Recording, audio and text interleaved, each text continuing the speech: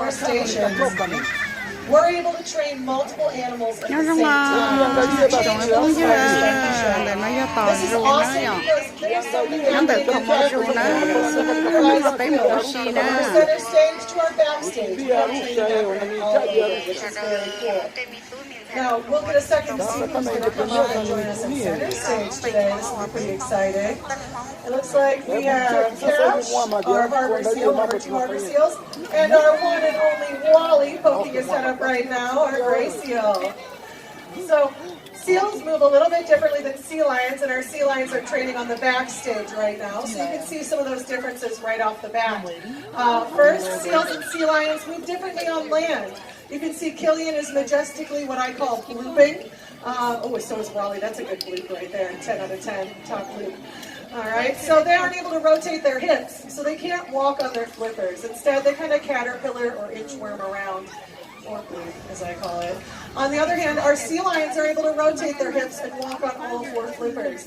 This makes them much more agile on land. They can walk backwards, and they can even sort of run. All right, they can run very well. I'm sorry. They look a little bit like a bear caught in a onesie, where seals look like a bear caught in a sleeping bag. On the other hand, they swim differently too.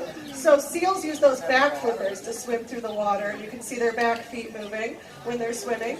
On the other hand, sea lions have big front flippers, and that can get them to speeds of up to 35 miles an hour in the case of the California sea lion. Now, Cash right now is showing us one of the cool behaviors he's working on right now. And that kind of leads us to the next part, which is how our training has changed as well over the years, because it has changed a bit. The original Sparky shows were all about guest entertainment, which I sincerely hope that you are having a great time. Killian does some amazing little bloops with his body, and nothing is more pure for me than if Wally gives you a little heartfelt wave, which is pretty wonderful. And our sea lions giving you a piece of their mind is pretty fun too. So these are some amazing behaviors, and I hope that you can see. Isn't that the best? If any of you have a wallet, you can just pull it out right now and just give it to Wally, because he's melted your heart, and that's fine. All right, now these guys are really amazing, and I do hope that you're very entertained by them, but it's more than just that. Our training is not just about it, it's also about animal husbandry or animal health care. Our animals, we want to make sure that they are comfortable in participating in their own health care. How many of you get really excited to go to the vet? A couple of you, I'm a little worried. They go to the vet, you go to the people doctor. How do you feel about the people doctor? Anybody super stoked to go to the people doctor? How about the dentist? I have a few very passionate health individuals in this group. The rest of you maybe have been around the block a time or two. My adults almost never raise their hands. But since you're people, your doctors can explain to you what's about to happen. So even if you're like, I don't really know, well, I do know what's about to happen. It's not too scary, and I might get a sticker or a lollipop at the end. So, okay, that's fair. Animals don't speak people, so we can explain to them what's about to happen. So if we make part of those medical procedures just part of their everyday training, it's not new or surprising. Wally, buddy. We'll talk about what just happened there in just a moment, because that's pretty fantastic. So we aren't able to do that for them. So instead, our training is part of their everyday procedure with these health procedures. And they get used to stationing in one place, being comfortable being touched by their keepers, and presenting parts of their bodies. Our seals and sea lions will voluntarily participate not just in physical exams, but in toothbrushing, eye drops, vaccines, and even voluntary ultrasounds.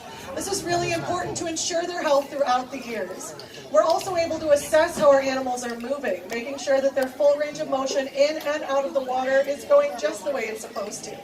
This is extra important for some of our animals because of some of their histories. Subi, our current Sparky number 7, is training at the back right now, and she is with us because she is a rescue from the wild. With a shark bite on a back flipper, she has a permanent non-releasable injury. We want to make sure as she gets older, she's 15, which is a pretty good age. Whoa, let's give him a round of applause for that. Or as I like to call it, a seal of approval. It's for the center who appreciates dad jokes right there. So these guys, we want to make sure that they're moving and their joints are moving just fine. Just like they don't speak people, we don't speak seals. So if something's uncomfortable, we need to see it happen. This is also excellent for some of our other animals who are rescues. In the case of Wally, and you might have noticed, he kind of got a little confused there on the stage for a moment. Wally is almost completely blind, and he's a rescue from the wild as well.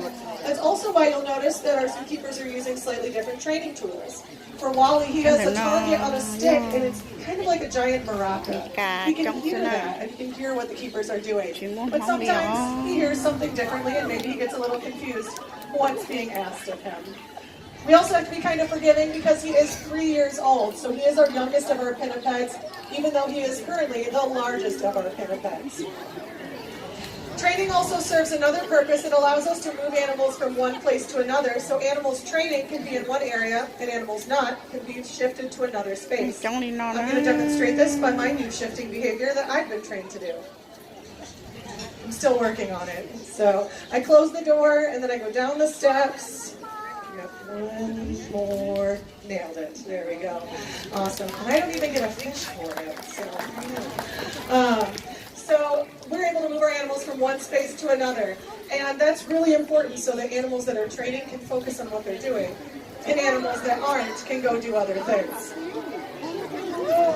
The way our keepers are training right now is pretty cool. And the way they train is a very special method. It's called operant conditioning with positive reinforcement. Now, I know I just used a lot of words, but we just learned pinnipeds, so we've got this, okay?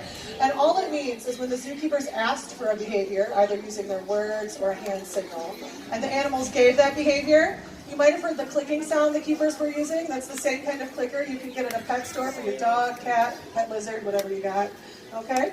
And that clicker tells the animal, yes, what you just did was perfect, you nailed it. You're about to get a reward.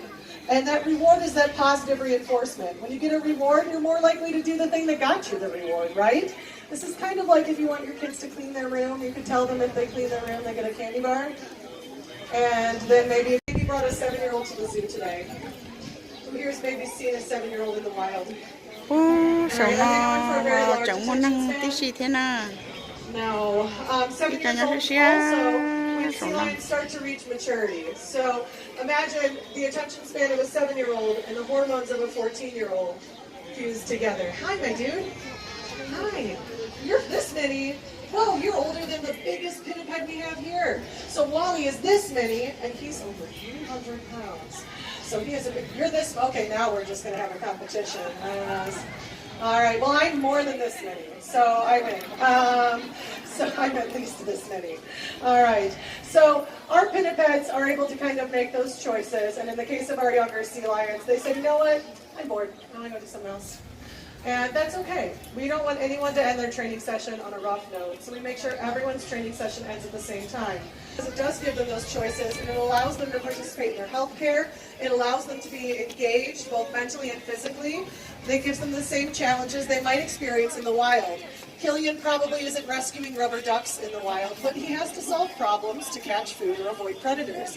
And that gives him the same ability to do that here. Now I've got a couple of challenges for you during the rest of your visit. I don't have any fish in my pocket to reward you, because that would be gross. So you're going to have to reinforce yourself.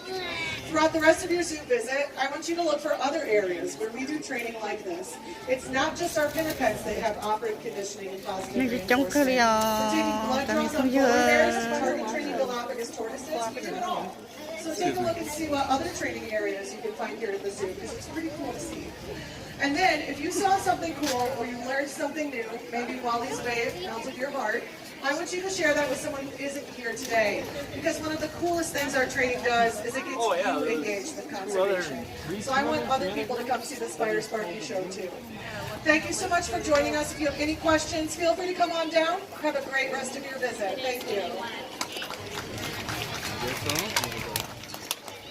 Alo, nó là một chuyện cho càng lưỡi cho chị cho đôi kệ tao kệ, ý cho chị cho nó xe rồi cho chị hạt đây là chị ý cho chị chụp tua kia.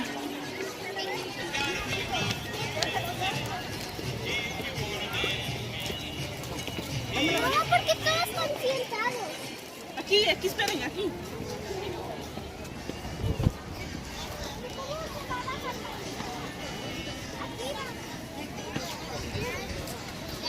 Nhưng mà chứ chống cơ li à, không như ไปใช้เนาะซื้อไปมาใช้โดยได้เชียเนาะ